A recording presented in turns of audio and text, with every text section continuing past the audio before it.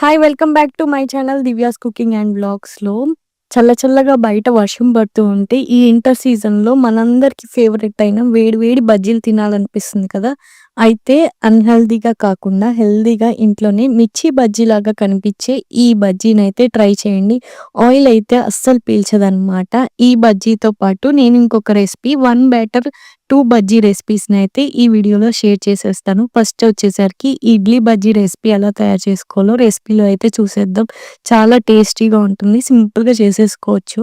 ముందుగా ఒక బౌల్‌లోకి ఒక అరకప్పు వరకు శనగపిండిని యాడ్ చేసుకోండి. పట్టించింది యాడ్ చేసుకుంటే బజ్జీలు చాలా టేస్టీగా వస్తాయి. దీంట్లోకి ఒక పావు కప్పు వరకు బియ్యపు పిండిని కూడా యాడ్ చేసుకోండి. ఇప్పుడు దీంట్లోకే కొంచెమంతా సాల్ట్, అలాగే ఒక పావు టీ స్పూన్ పసుపు, ఒక అర టీ స్పూన్ వరకు కారాన్ని, ఇంకా బేకింగ్ సోడా గానీ, సోడా ఉప్పుని కూడా ఇందుట్లో ఒక పావు టీ స్పూన్ వరకు యాడ్ చేసుకోండి.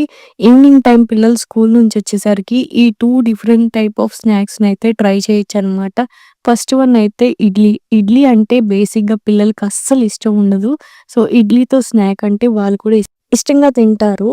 ఫస్ట్ అయితే పిండిని మొత్తం ఇలా కలుపుకున్నాక కొంచెం వాటర్ వేసుకుంటూ మనం బజ్జీ పిండికి ఎలా అయితే లంప్స్ లేకుండా మిక్స్ చేసుకుంటామో విస్కర్‌తో గానీ, ఫోర్క్‌తో గానీ ఈ విధంగా మిక్స్ చేసుకొని బ్యాటర్‌ని అయితే పక్కన పెట్టుకోండి. ఈ విధంగా ఈ కన్సిస్టెన్సీలో ఉండాలి. సేమ్ యాస్‌గా మనం మార్నింగ్ వేసుకున్న ఇడ్లీస్ కానీ లేదా అప్పటికప్పుడైనా వేసుకోవచ్చు. ఇడ్లీలు మాత్రం బాగా చల్లగా అయిపోతేనే ఇలాగ గట్టిగా వస్తాయి. మనం బ్యాటర్‌లో డిప్ చేసినప్పుడు ఇడ్లీ విరిగిపోకుండా ఉంటుంది. సో, మార్నింగ్ వేసుకున్న ఇడ్లీలు మిగిలిపోతే డెఫినిట్‌గా ఈ రెసిపీనైతే ట్రై చేయండి. స్టవ్ వెలిగించి కళాయి పెట్టుకొని డీప్ ఫ్రైకి సరిపడంత ఆయిల్ యాడ్ చేసుకోండి. ఆయిల్ మీడియం ఫ్లేమ్‌లో హీట్ అయిన తర్వాత ఇలాగ కొంచెం డ్రాప్ చేసి చూసుకోండి.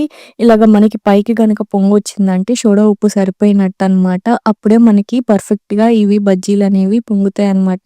సో, ఇడ్లీ పీసెస్‌ని ఇలా డిప్ చేసుకుంటూ ఒక్కొక్కటిగా యాడ్ చేసుకొని లో ఫ్లేమ్‌లో పెట్టేసుకొని యాడ్ చేసుకోవాలి. అప్పుడే మనకి చెయ్యి కాలకుండా, అలాగే బ్యాటర్ అనేది తొందరగా కాలిపోకుండా ఈవెన్‌గా కుక్ అవుతుందనమాట. బజ్జీ అనేది మనకి లో ఫ్లేమ్‌లో పెట్టుకొని ఒక్కసారి వేసుకోగలిగినన్ని ఇలాగా ఆయిల్‌లో డీప్ ఫ్రై కింద ఈ బజ్జీలన్నీ కూడా యాడ్ చేసేసుకొని లో ఫ్లేమ్‌లోనే ఇవి కొంచెం ఒక 5 మినిట్స్ పాటు ఫ్రై చేసుకొని, ఆ తర్వాత ఫ్లిప్ చేసుకుంటే చక్కగా మనకి బ్యాటర్ అనేది బాగా కుక్ అవుతుంది. అదే విధంగా మంచిగా పొంగుతాయన్నమాట బజ్జీలనేవి.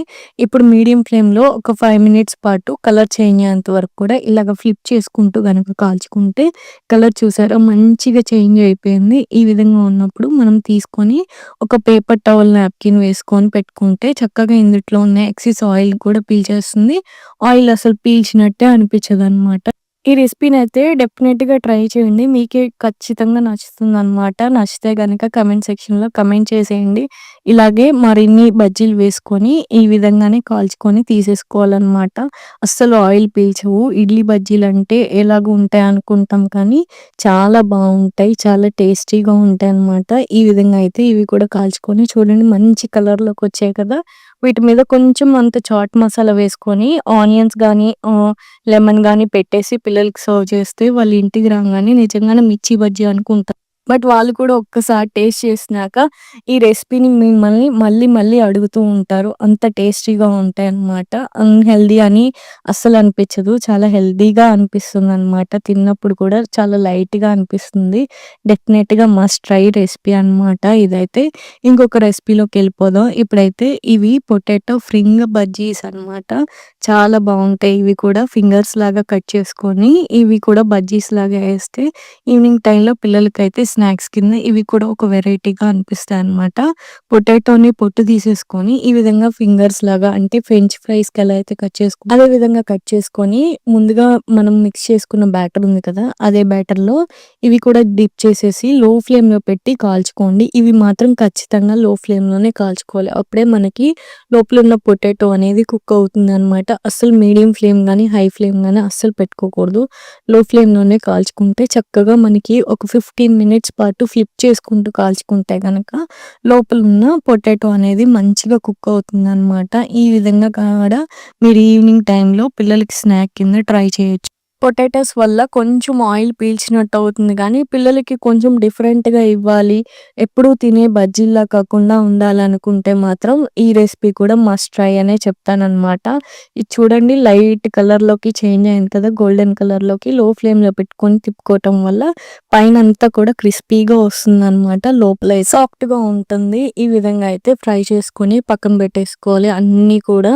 ఇవి కూడా మనం ఆనియన్స్‌తో గానీ, లేదంటే లెమన్ వేసుకొని సర్వ్ చేసుకోవచ్చు. కొంచెం అంతా చాట్ మసాలాని యాడ్ చేసుకోండి. పైన స్ప్రింకిల్ చేసుకుంటే చాలా బావుంటాయన్నమాట. వేడి వేడిగా తినడానికి ఈ వింటర్ సీజన్‌లో ఇవి ఒక మంచి స్నాక్ అని చెప్తాను నేనైతే మాత్రం. చూసారు కదా! ఈరోజు 2 డిఫరెంట్ టైప్ ఆఫ్ బజ్జీ స్నాక్స్‌నైతే ఈ రెసిపీ గనుక మీకు నచ్చినట్టయితే తప్పకుండా మన ఛానల్ సబ్స్క్రైబ్ చేసుకొని మీ ఫ్రెండ్స్ అండ్ ఫ్యామిలీ మెంబర్స్‌కి షేర్ చేయండి, లైక్ చేయండి.